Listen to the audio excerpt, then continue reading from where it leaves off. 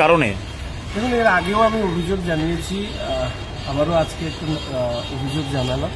যতটুকু আইনত সাইবার ক্রাইমের মধ্যে পড়ে তার মধ্যে দিয়ে দেখুক, এটুকুই আমার আগ্রহ থাকবে। মূল যে বিষয়টা, যে সারা রাজ্যে নির্বাচিত জনপ্রতিনিধিদের যে পেজ রয়েছে, সেই পেজের প্রথম 4-5টি পেজের মধ্যে আমার পেজ, যেহেতু মানুষের কাছে অনেক অনেক মানুষ, লাস্ট আমার 18 মিলিয়ন হচ্ছে আমার পেজের রিচ। তো অন্যান্যদের ক্ষেত্রে প্রফেশনালসরা এই ধরনের পেজ হ্যান্ডেল করে, কিন্তু আমারটা আমি পার্সোনাল পেজ হ্যান্ডেল করি। তো বিগত দিনের মতন এখনো দেখেছি যে বারবার করে আমার ছবি ব্যবহার করে একদম রেপ্লিকা ক্লোন করে নতুন নতুন পেজ তৈরি করা হচ্ছে। পেজ তৈরি করে তৃণমূলের পক্ষে সেই পেজগুলোকে দিয়ে স্লোগান দেওয়ানো হচ্ছে। তার সাথে এখন নতুন ধরনের বিষয় শুরু হয়েছে, সেটা হচ্ছে অসংখ্য আমার পেজের মধ্যে যারা যুক্ত আছেন, কমেন্টস করে, তাদের ফেক প্রোফাইল বানানো হচ্ছে, দিয়ে তাদেরকে দিয়ে আমার নামে কমেন্টস করানো হচ্ছে। এবং এমন এমন আইসিসি ওয়ার্ল্ড কাপ একটা প্রোফাইল বানিয়ে আমার পেজে স্ট্রাইক করা হচ্ছে। এ সবটাই একটাই কারণ, পেজের রিচ ডাউন করা, আমার বক্তব্য মানুষের কাছে না পৌঁছতে দেওয়া।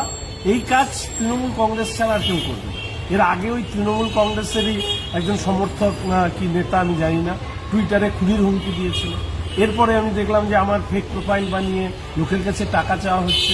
এখন যেটা শুরু হয়েছে সেটা হচ্ছে যে আমার পেজের রিচ ডাউন করা, তৃণমূলের সাথে আমি যুক্ত হচ্ছি বা তৃণমূলের হয়ে স্লোগান দিচ্ছি, এই ধরনের হাস্যকর জিনিস করে রাজনৈতিক দল হিসাবে এবং তৃণমূলের আইটি সেল যারা এগুলো করেন, এ ধরনের নোংরামি করার কি দরকার?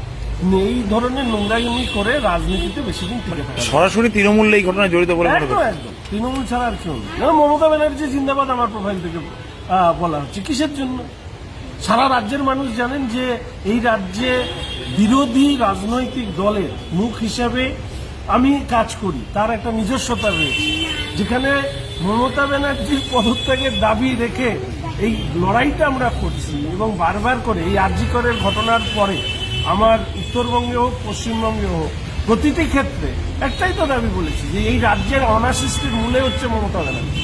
তো সেই মমতা ব্যানার্জির নাম ধরে আমার প্রোফাইল দিয়ে স্লোগান দেওয়ানো হচ্ছে, বক্তব্য রাখা হচ্ছে, না জানি কোথায় কি করছে। কারণ বিষয়গুলো আসে, অন্যেরা যখন দেখে তখন আমাকে জানায়। সবসময় তো আমি সারাক্ষণ ফেসবুক পেজ নিয়ে বসে থাকতে পারি।